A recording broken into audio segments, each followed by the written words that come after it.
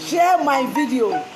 Please share my video. Everybody, gbogbo yín lẹ ti gbọ́ nípa what is going on social media about me wearing hijab, mo wọ hijab, mo ṣe. Please share my video. I want you people to listen to me very well. Please share the video. Let everybody see it. I want you people to share it the way you share the first one.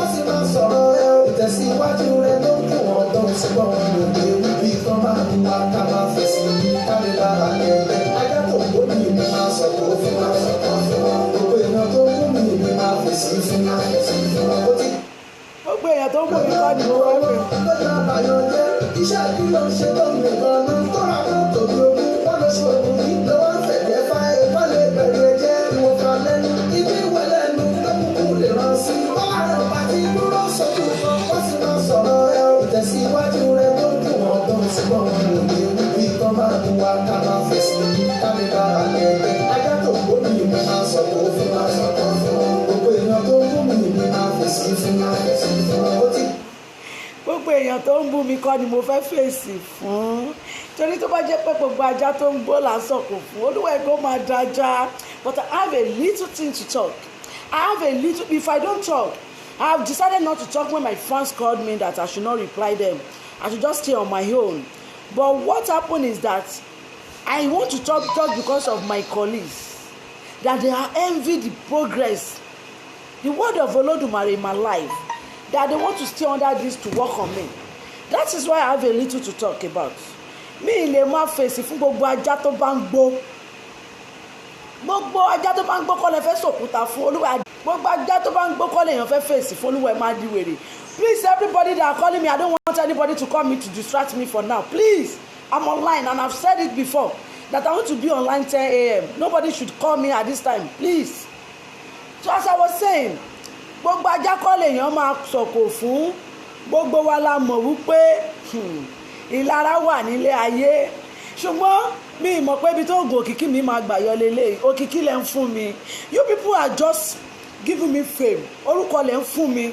Ẹ fún mi lókìkí ni for you to be sharing my videos up and down.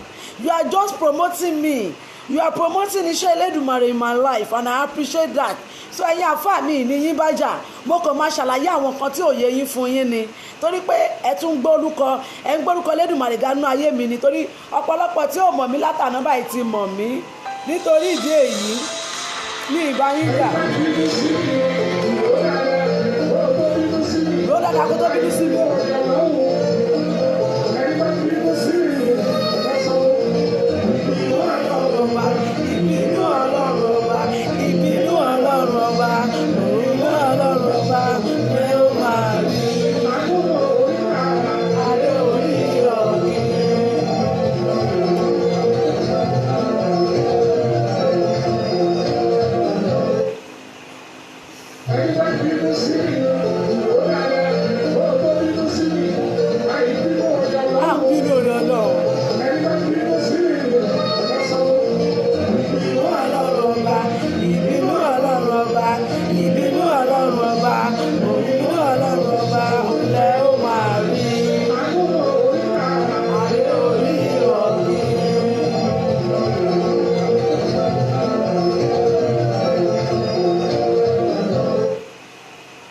Ọlọ́run ọba ni òun ní gbogbo ẹ̀yin ọ̀tá mi máa rí.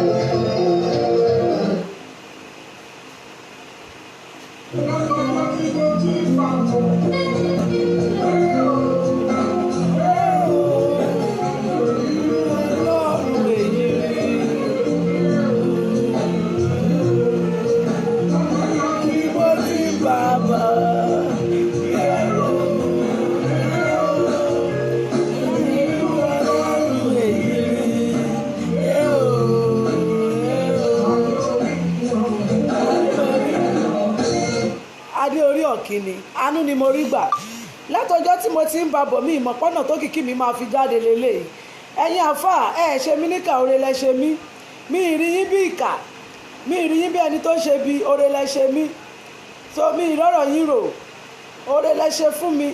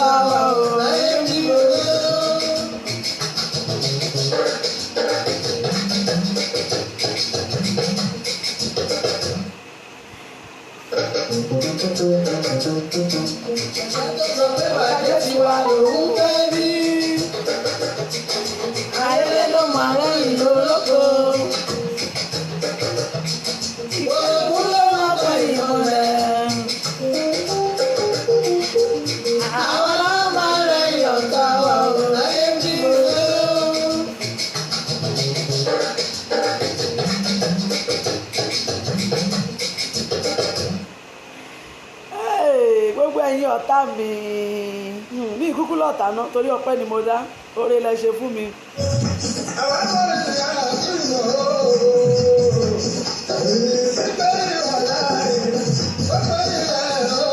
Ara gbẹ̀gbà.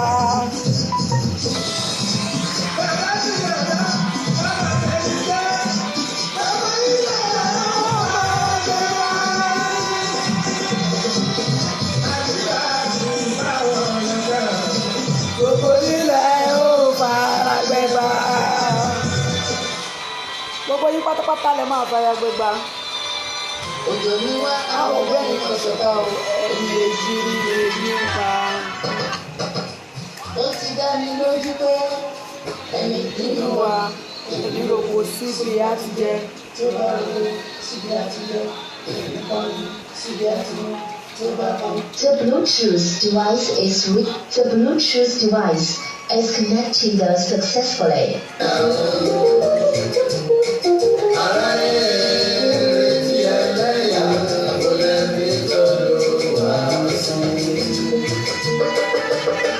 Àròpin tọmọ ènìyàn. Ẹgbà pé ṣíṣe nítorí Olúwa ọba.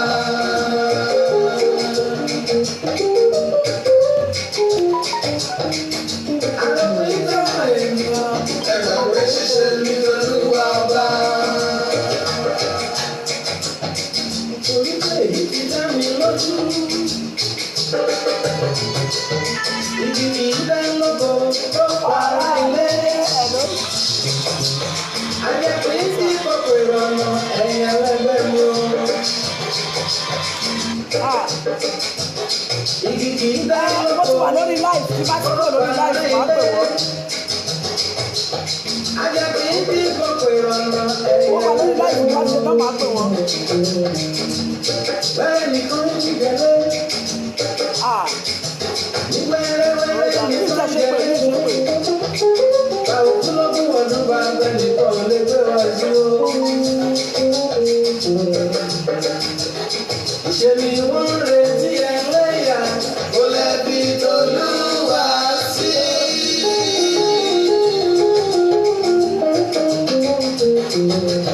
Wọ́n ń retí ẹlẹ́yà sẹ́ o kó lẹ́bi t'Olúwa sí o.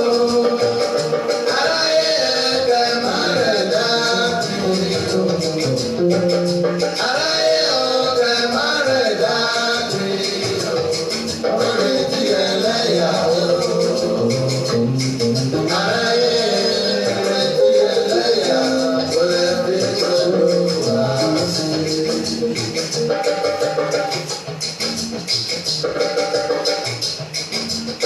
Àròpin tọmọ ènìyàn. Ẹgbà pé ṣíṣe nítorí Olúwa ọba.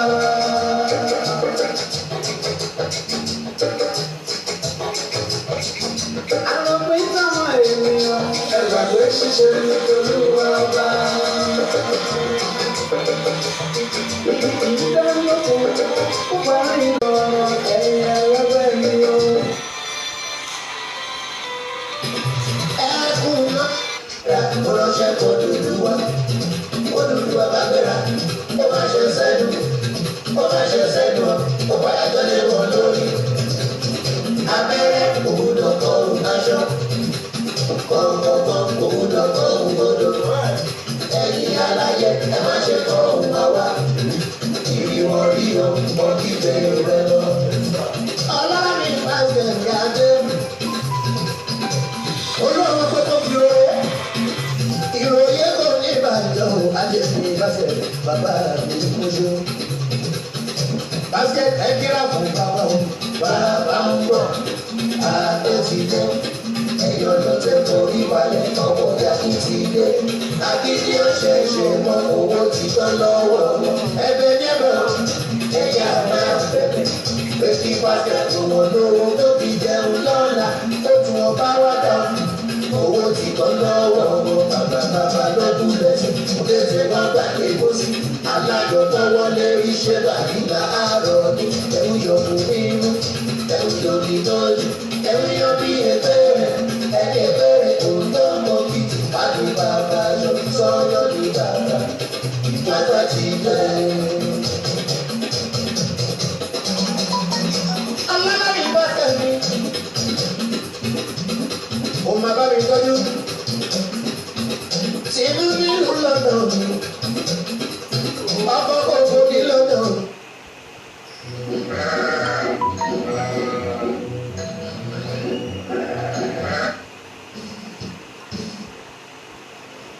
Share my video. Share this video, please. Share this video. This video has a lot to do. Share it, share it, share it. Share my video. May God bless you as you are sharing it. Yes, I'm going to talk about what you people have been hearing on social media today. You people have been hearing that Yeye Osunbukola wearing hijab in front of Papa Koda.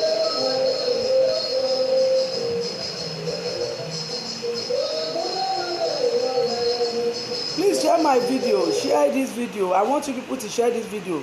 Share it, share it. This video is very, very important.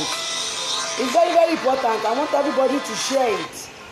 I want you to share this video. You have been hearing the rumors. You have been hearing this, what is going on social media that one of us called me. that said I use hijab, that was criticizing me, that I use hijab, that I'm a traditionalist. I wear the hijab, that hijab is meant for Islam. Please, I want people to listen. Mo fẹ́ kẹ́ gbọ́rọ̀ mi dáadáa, ẹ̀yin ìyá mi, ẹ̀yin bàbá mi, ẹ̀yin olólùfẹ́ mi tẹ́ ti ń pè mí láti àná nípa tó ń lọ lórí ẹ̀rọ ayélujára nípa ìjáàbù tí mo wọ̀. Pé àwọn kan sọ pé mo wọ ìjáàbù pẹ́lẹ́sìn ìbílẹ̀ ni mí kò yẹ kí n wọ̀. Àwọn oníṣẹ̀ṣe kan ti dìde, wọ́n ti ń sọ̀rọ̀ ohun tí wọ́n mọ̀. Ṣé rí ẹ̀yin àfáà, mo dúpẹ́ lọ́wọ́ yín, oore lẹ ṣe fún mi, òkìkí lẹ tà fún mi. Èmi ò mọ̀ pọ́nà tó ń gun òkìkí mi máa gbà yọ lélẹ̀, oore lẹ ṣe fún mi. You people just give me a fame. Àwọn gbogbo àwọn tí ò mọ̀ mí látàná sì ti mọ̀ mí. Many people have been calling. I will be talking that Ìyá Ọ̀ṣun, we heard this about you, we heard this about you. Please, I want you people just to come online now, share the video. Share this video, hear my own story out. I don't want to talk before because many of my fans have called me that you don't need to talk to anybody. You don't need to classify yourself for anybody. But tí mi bá sọ̀rọ̀, mi ìfẹ́ sọ̀rọ̀ tẹ́lẹ̀.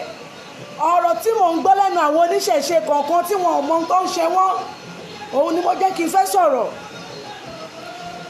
Ọ̀rọ̀ tí àwọn àfáà sọ kò ń ṣèmi nìkan náà sọ sí, gbogbo yín náà sọ sí. Ọ̀rọ̀ máa sọ ìwọ̀nba ọ̀rọ̀. Ẹni tí ọ̀rọ̀ mi bá ta bá kọ́ má fi ṣèbínú mi dárúkọ anybody. But ìwọ́n tó bá ta bá kọ́ lọ túbẹ̀ ṣe. Ẹ má jẹ́ ká máa ṣàbòsí. Ẹ má jẹ́ ká bínú èèyàn. Mi play Yemọja, má play Yemọja fún mi. Èmi ò sọ̀rọ̀ Yemọja. Ẹ má jẹ́ ká máa ṣe àbòsí. Ẹ má jẹ́ ká máa ṣàbòsí ara wa. Be your brother's keeper. That is what this traditionalists we are practicing. That is what is teaching us. I don't know what your own is teaching you in Islam.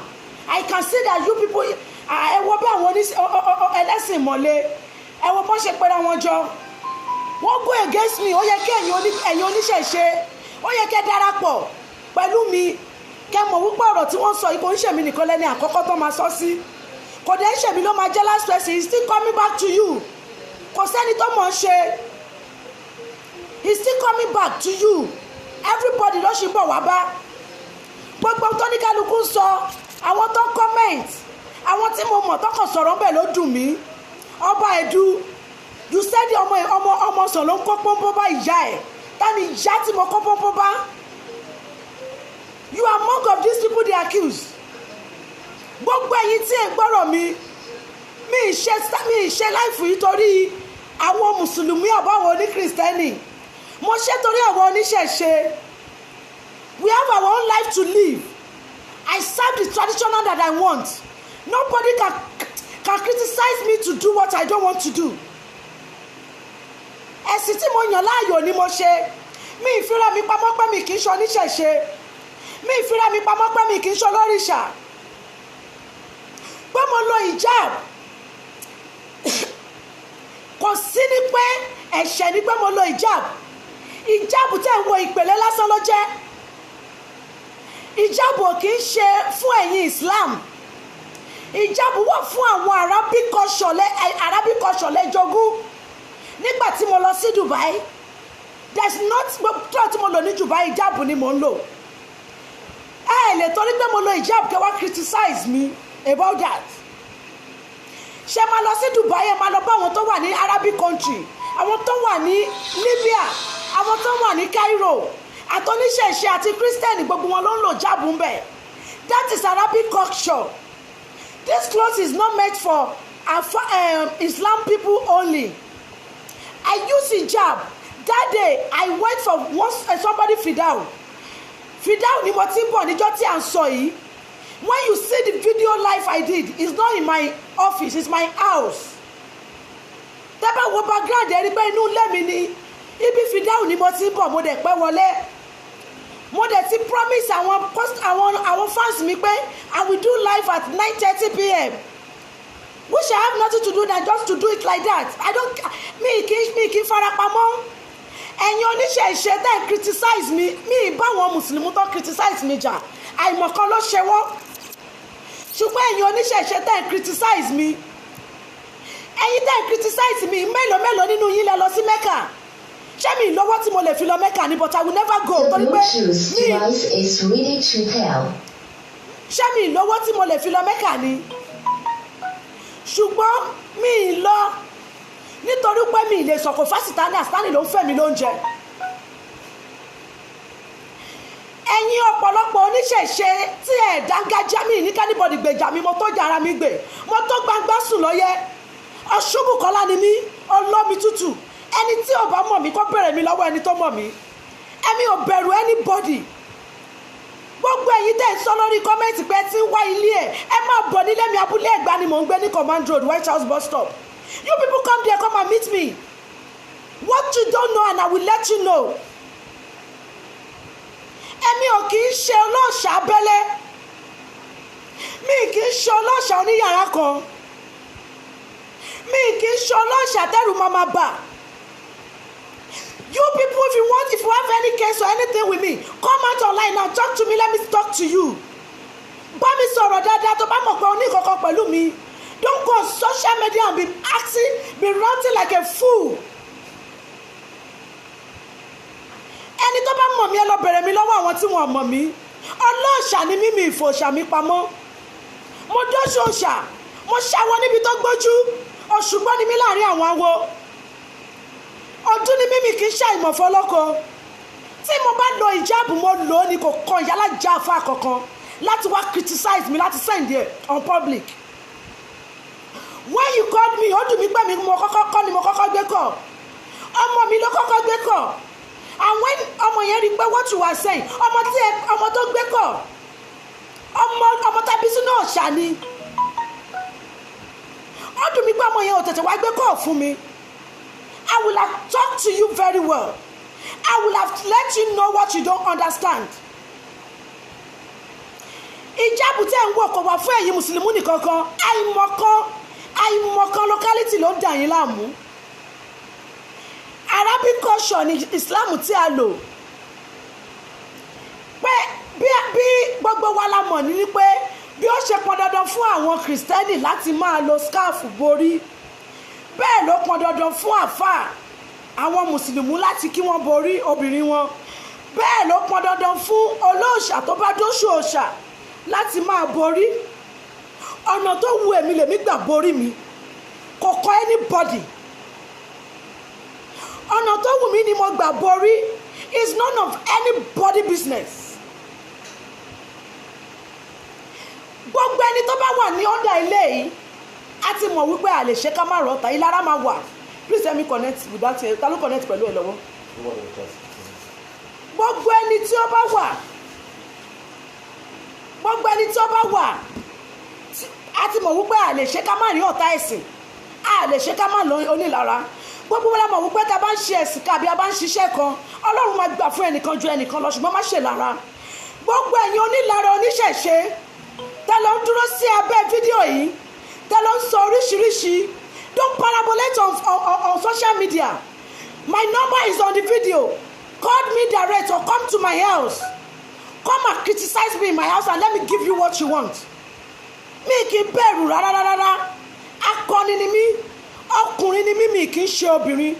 Mo lè jẹ́ obìnrin lójú ṣùgbọ́n mo ti di akọni. Ohun tó ń gbé mo lè kéré lójú ṣùgbọ́n mo dàgbà síkùn.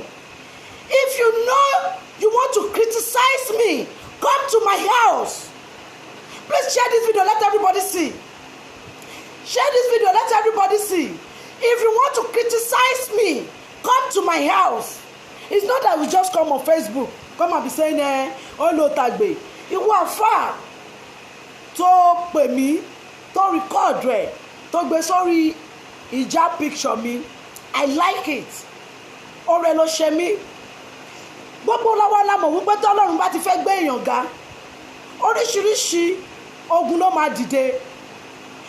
Mi mọ̀ bóyá ọ̀nà tọ́lọ́run gbàgbà àdúrà mi lélẹ̀ because the fame has too much since yesterday. Òkìkí tí ẹ ti tà fún mi láti àná, it has much. Everybody has been calling me pé fún mi lóògùn òkìkí tó ń lò. Let me just use it. Òkìkí lẹ́tà fún mi. Mo fẹ́ kọ́kọ́ bínú sí yín níbẹ̀rẹ̀ but mi ìbínú mọ́. Mo rí wípé o tún gbé mi jáde ni. Gbogbo àwọn tí ò mọ̀ mí tẹ́lẹ̀ tún ti mọ̀ mí. You are bringing me out to those people that will help me. I don't see what to do as challenge. Me rí, because akọni ni mí. I always stand, always guide ni mí. Ogun wa ogun ò sí. Always guide ni mí. Àtọ̀sán àtòru mi mo fi ń pilẹ̀ ogun sílẹ̀ ni. Ní ìjà ẹ̀sìn kò sẹ́ni tó lè jàjà ẹ̀sìn. Ẹ̀yin àfáà ẹ lọ kọ́ bí wọ́n ṣe ń gbé ìgbé ayé ìrọ̀rùn pẹ̀lú ẹlẹ́sìn míì. Ẹ̀yin mùsùlùmí ẹ lọ kọ́ bí wọ́n ṣe ń gbé ìgbé ayé ìrọ̀rùn pẹ̀lú ẹlẹ́sìn míì. Ẹ̀yin kan iná lẹ máa bọ́ sórí Facebook lẹ máa rẹ́ni tó ń ṣẹbọ. Ẹ̀yin kan iná lẹ máa bọ́ sórí Facebook lẹ máa rẹ́ni tó ń ṣe. Tí wọn ò bá ṣẹbọ, must you talk bad about people? Ẹ̀yin àfáà kan iná tẹ bá fẹ́ bẹ̀rẹ̀ ọ̀dọ̀ wa lẹ ti máa wá gbàgbára. Ẹ̀yin pastors tẹ bá fẹ́ bẹ̀rẹ̀ ọ̀dọ̀ wa lẹ ti máa wá gbàgbára. Tẹ bá ti wá ro yín lágbára tán ẹ wá bọ́ síta ẹ wá máa stand against us. Please, I'm letting you people know that nobody can criticize me for using hijab. All what you have been saying on Facebook since the day before yesterday, ẹ jẹ́ kó jẹrà mọ́ yín nínú.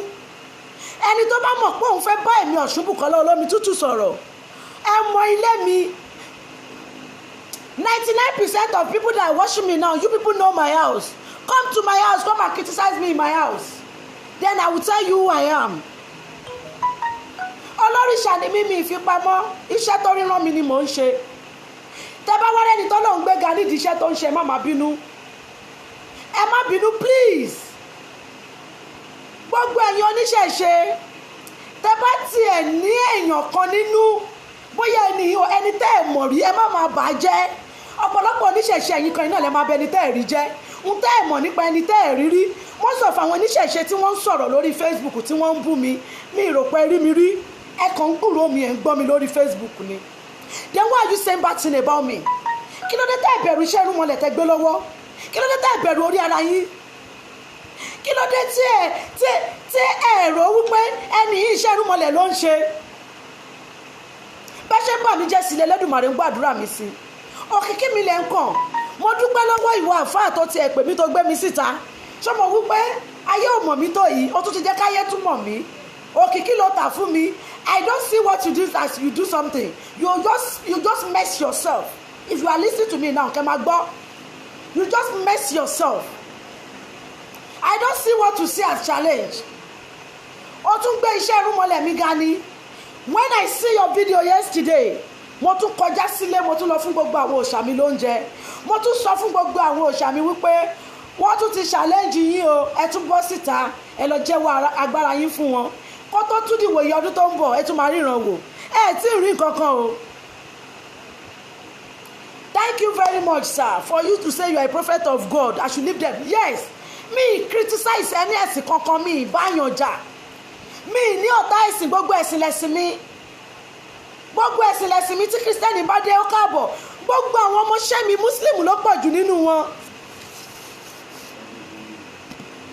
Gbogbo àwọn ọmọọṣẹ́ mi Muslim ló pọ̀ jù nínú wọn. Ìyẹn ò ní kó tó àtìkò ìkírun kí n má pè wọ́n pé ó yá ìwọ dìde lọ kírun. Mi kò disturb mi. Tó bá tó àsìkò ìkírun màá náà yá dìde lọ kírun. Gbogbo Kristẹni wà nínú àwọn ọmọọṣẹ́ mi.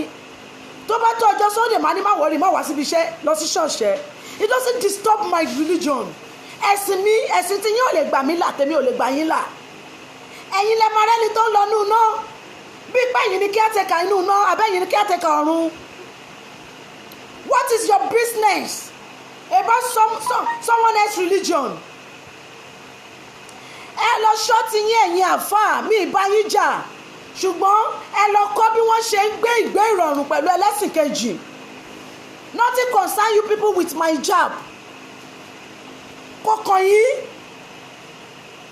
Hijab tí mo lò kàn yín rárá. Ẹ̀sìn irúnmọlẹ̀ ni mo gbé lárugẹ. Ìjọ tí mo lo hijab yìí mo ń bọ̀ láti fìdáwọ̀ ẹnìkan ni. Mi ìdẹ̀lẹ̀ tètè máa ṣe mí ìdẹ̀ kò dẹ̀ sí nǹkan tó burú pé mo tiẹ̀ lo hijab. Nothing bad in it. So I don't even need to explain for you where I'm coming from. Èmi èmi ò kàn yín ẹ má kàn mí o èmi ò kàn yín ẹ má kàn mí ẹni bá kàn mí á rí ìbínú ọlọ́run ọba á rí ìbínú ọlọ́dùmarè gbogbo ẹ̀dákẹ́dá tí mi ìbá ṣọ́ tó bá ń ṣọ́ mi á kú sọ́nà bí èéfín ni gbogbo ẹ̀dákẹ́dá tí mi ìbá kàn tó bá lóun wá ṣubú mi á kú sọ́nà bí èéfín gbogbo ẹ̀yin olóríṣà ohun tó ṣe fún mi wọ́n ì máa ṣe fún yín náà wọ́n ì máa kàn yín Ọ̀ṣunbùkọ́lá lè rí lẹ́ni tí kì í ṣe ń bọ̀ they will still do it to you people now you now see what they are doing as good thing ẹ̀yin olóríṣà wá bọ́ sórí Facebook ẹ wá ń sọ wípé ẹ̀yin ìwà ìtinilójú ni wọ́n bà yín lórúkọ jẹ́ ni orúkọ wo lẹni tó bàjẹ́ instead of you people to fight you see the way Muslim people are fighting for themselves instead of you people to fight you are criticizing your ọmọ ìyá irú àwọn wo gan la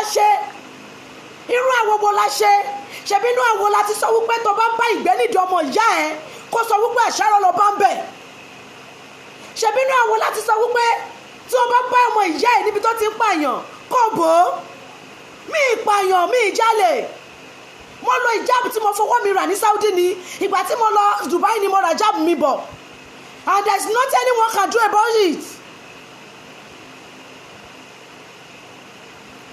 ṣe bí ọ̀pọ̀lọpọ̀ ẹ̀yin oníṣẹ̀ṣe ṣe bí ẹ̀ ń lọ Mẹ́kà ṣe bí ẹ̀yin ọ̀pọ̀lọpọ̀ oníṣẹ̀ṣe lẹ́gbẹ́yìn góòdì sẹ́yìn ṣe bí ẹ̀yin ọ̀pọ̀lọpọ̀ oníṣẹ̀ṣe lẹ́ ń pera yín lálàájà ṣe bí ẹ̀yin ọ̀pọ̀lọpọ̀ oníṣẹ̀ṣe lẹ́ ń pera yín lálàájì èmi ò pera mi lálàájì yẹyí Ọ̀ṣun ni mo pera mi Ọ̀ṣunbùkọ́lá for me to use hijab is none of any one of you business ohun tó bá ti lè mú kí ẹ̀yin ọ̀pọ̀lọpọ̀ oníṣẹ̀ṣe kẹ́sì máa torí bọ mọ́ṣáláṣí kiri kẹ́sì máa lọ kíníkiri ẹ ní ẹnu láti sọ̀rọ̀ sí èmi ò lọ mọ́ṣáláṣí mi lọ ṣọ́ọ̀ṣì ẹ̀sìn mi ni mo dúró tì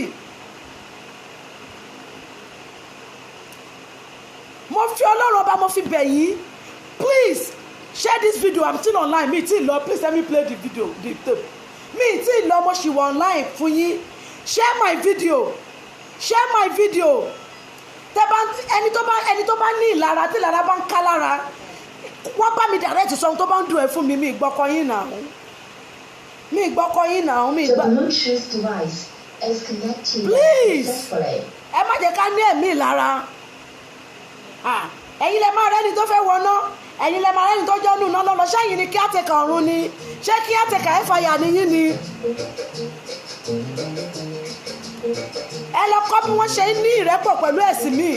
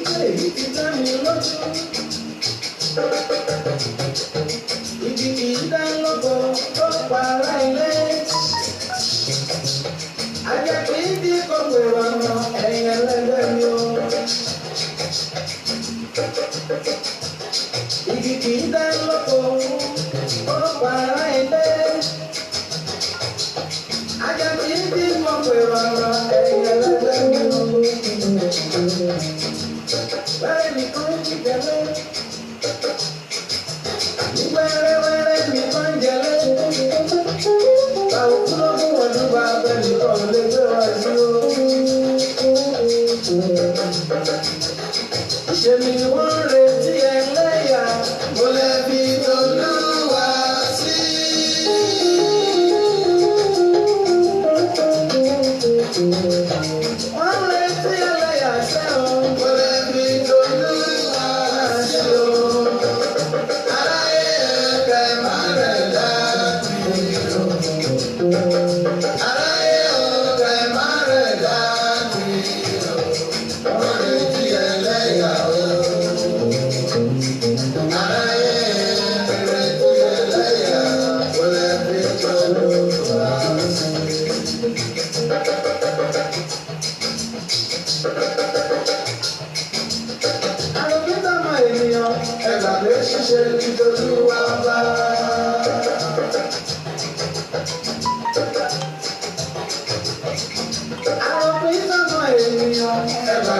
ṣíṣe ní tolúwa ọba.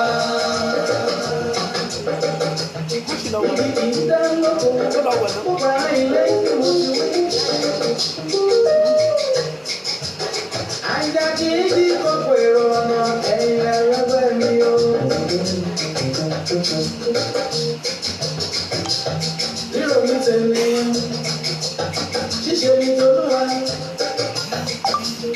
Ọba ṣe tán máa àwọn bèrè máa jẹ ní ọ̀yọ́. Ìfẹ́ lójú ọtí ìṣẹ́lọ́.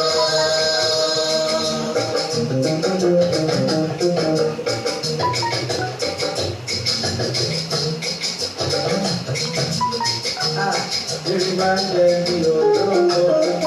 Ìfẹ́ lójú ọtí ìṣẹ́lọ́. Ojú ajá lọ́jà. Ọ̀làlẹ̀ ọ̀rẹ́ o. Ọ̀làdìyẹ bàjẹ́ òye àgbà.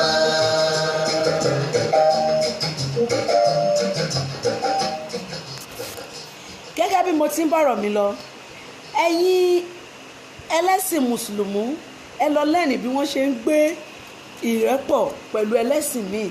Kò dìgbà tí a bá nira wa lára torí pé ká tó mọ̀ wípé àfa Ọlọ́run ni wá.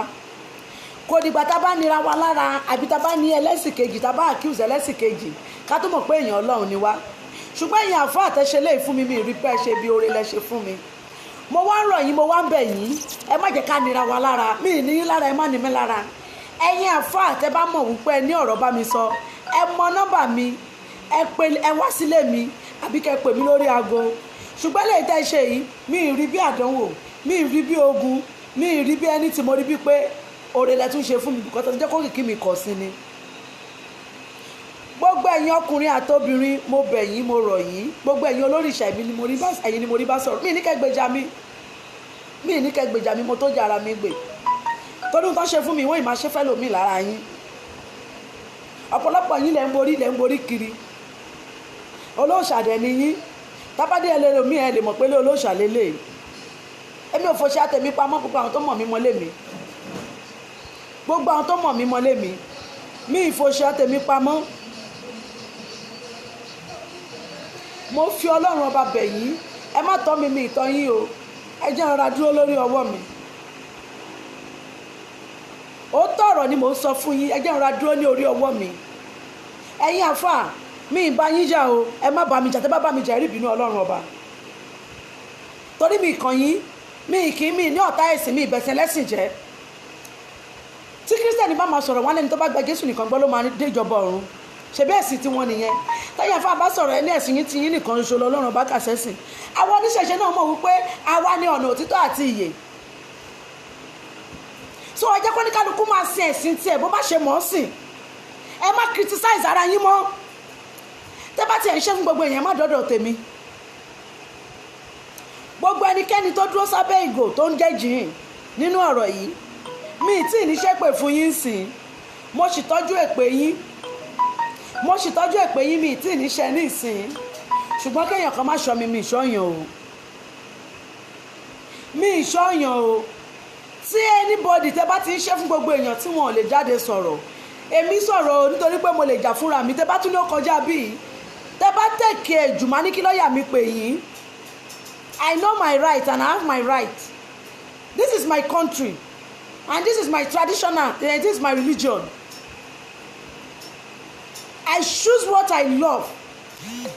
Tẹ́ bá wá ní mi lára, irú mọ̀lẹ́ á ní yín lára o. Ìyá mi Ajíbọ́lá, ẹ̀dùn ọ̀rọ̀ tó ń gbẹ́lú lédùdú yùmùyùmù á ní yín lára o. Ọ̀ṣun ṣẹ̀gẹ̀ṣẹ́ olóyè Ayọ̀ Abọ́dẹ kó tó wẹ mọ̀ wáyẹn nìkówó sí akówó yín sí yan rè á ní yín lára o. Gbogbo gbarúmọlẹ̀ tí mo kó sílé á ní yín lára o. Gbogbo òòṣà tí mò ń fún lóúnjẹ tí mi fẹ́ bí pa á ní yín lára o. Gbogbo ẹ̀yin olóòṣà oníkálukú ṣe ń sin tiẹ̀ yàtọ̀ síra o. Bẹ́ẹ̀ ṣe ń ṣe òòṣà yín yàtọ̀ sí bẹ́ẹ̀ mi ṣe ń ṣe tèmi. Èmi lèmi fún òòṣà mi lóúnjẹ, mo màsìkò tẹ́bi ń pọ̀ òòṣà mi, mo màsìkò tó òòṣà mi fẹ́ momi, mo màsìkò tó òòṣà mi fẹ́ gbẹja, mo màsìkò tó òòṣà mi fẹ́ gbẹran. Báwo lo òòṣà mi ò ṣe nígbè mí? Ìwọ tó òòṣà tiẹ̀ ò bá gbé ẹ ò ní láti ṣe lára. Gbogbo ẹ̀yin babaláwo tẹ́ bọ́ sórí Facebook tẹ́ ní ẹ gbọ́dọ̀ ṣiṣẹ́ lórí ọ̀rọ̀ yẹn, ẹ gbọ́dọ̀ wálé ẹ̀kan, ẹ ní láti wálé ẹ̀kan o. Ẹ máa bọ̀ lábúlé Ẹ̀gbá. Ẹ mọ nọ́mbà mi wà lára fídíò yẹn kẹ́ pè mí. Ẹ nídìí ẹ̀. tó dáyìn babaláwo iná yìí náà la bá nídìí ìbàjẹ́. ọ̀pọ̀lọpọ̀ yín àmọ́ nǹkan tẹ̀ ń ṣe lábẹ́ ẹ̀yin la bá nídìí ìbàjẹ́. ẹ̀yin lóbìnrin olóbìnrin á lọ bá yín tẹ́ máa ní alágbára ni kó lọ fẹ́ tẹ́ máa fipá bóbìnrin olóbìnrin sùn. mélòó mélòó la fẹ́ sọ tá a lè sọ. mi nǹkan yín ẹ má kàn mí o, ẹ má wádìí mi wádìí èèyàn. tẹ́ bá dé wádìí mi ẹ máa rí ohun tẹ́ ń wá lẹ́yìn àkọ́ṣu, ohun tẹ́ ń wá lẹ́yìn ewúra èyí tẹ́ ń wá lẹ́yìn àkọ́ṣu ẹ̀rí nídìí ewúra o. mi ìbá yín jà, ẹ má bá mi jà. gbogbo òṣìṣẹ́ dáradára tẹ̀ ń sọ lórí Facebook táwọn ẹ̀kọ́ ń sọ ìkan tí ẹ̀ sọ̀rọ̀ mi ìrántí orúkọ ẹ̀ ìkan sọ̀rọ̀ mò ń wá.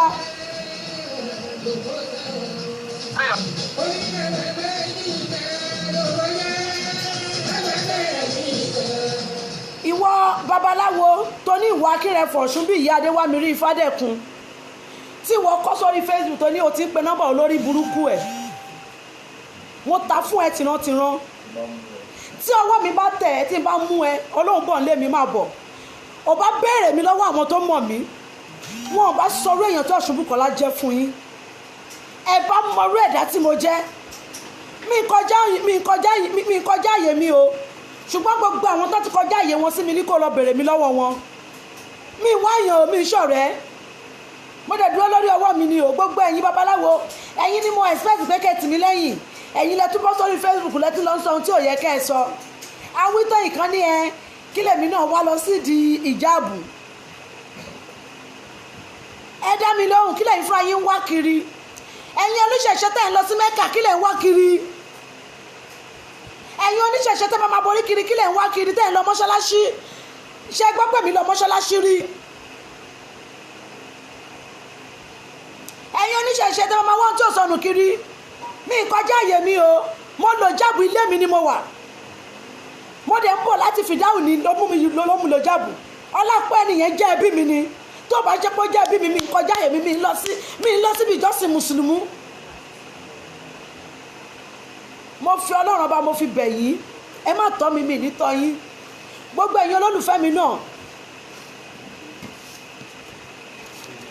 gbogbo ẹ̀yin olólùfẹ́ mi náà tẹ́ ń pè mí tẹ́ ń sọ pé kí n má jà mo dúpẹ́ lọ́wọ́ yín ẹ ṣeun ẹ gbọ́ àwọn àgbàlagbà ti parí òwe wọ́n ní ká bá wọn rìn wọ́n ní ká gbìyànjú ká ní 100 ọ̀rẹ́ tí irinwó bá ń bú ni irinwó á máa yin ni gbogbo ẹ̀yin olólùfẹ́ mi my fans everywhere ẹ ní róńgbé sọnù bí òṣèbí ọmọ àdúrà yín á gbà ẹ ní lórí àṣetì ẹni bá ti ṣe ẹ̀rọ náà gbégbà gbogbo ẹ̀yin tí ẹ̀ ń rí fídíò yìí tí ẹ̀ ń pè mí tí ẹ̀ ń sọ pé kàn báyìí lẹ rí tẹ́ ń sọ pé tẹ́ ń fi mí lọ́kàn balẹ̀ gbogbo ẹ̀yin olólùfẹ́ mi àgbálá ayé ẹ mà ní lórí àṣetì o ẹ ní ṣìṣe ẹ ní ṣìjẹ ẹ ní ṣìmu ọmọ aráyé ò ní fi ewé àtẹgbò wọn ò ní fi gbárí ọwọ́ yín gbogbo bẹ bá ṣe ìlú báyìí á máa dún fún yín ni ilé tẹ bá dẹ́sẹ̀ yín wà á di ilé owó ọ̀dẹ̀dẹ̀ tẹ bá dẹ́sẹ̀ yín wà á dọ̀dẹ̀ dọ́là gbogbo mo fẹ́ yín mọ̀lẹ́ abáyín fẹ́ gbogbo mo kọ̀ yín mọ̀lẹ́ abáyín kọ́ ṣùgbọ́n gbogbo ẹ̀yin ẹni bí tí mi ìṣẹ́ tí mi rò tẹkàn náà nífẹ̀ẹ́ bàbá yín ìyá ńlá yín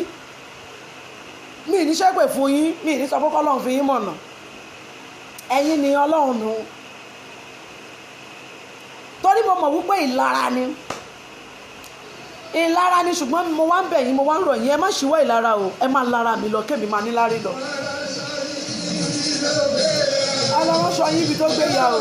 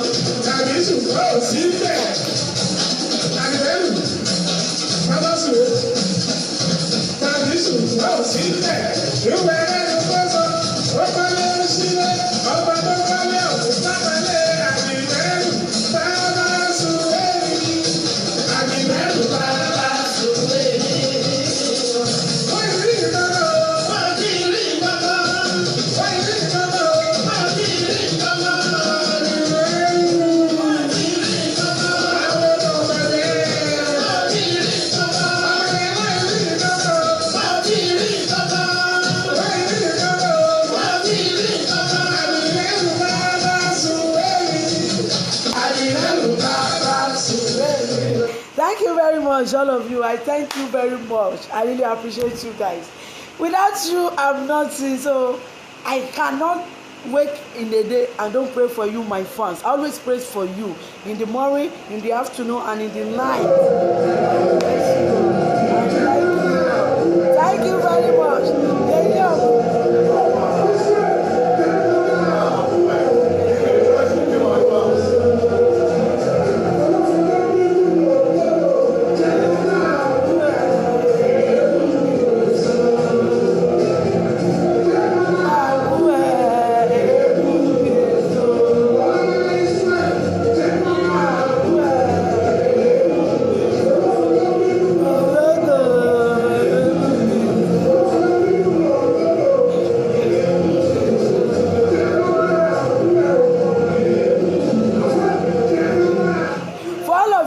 Asking for my number.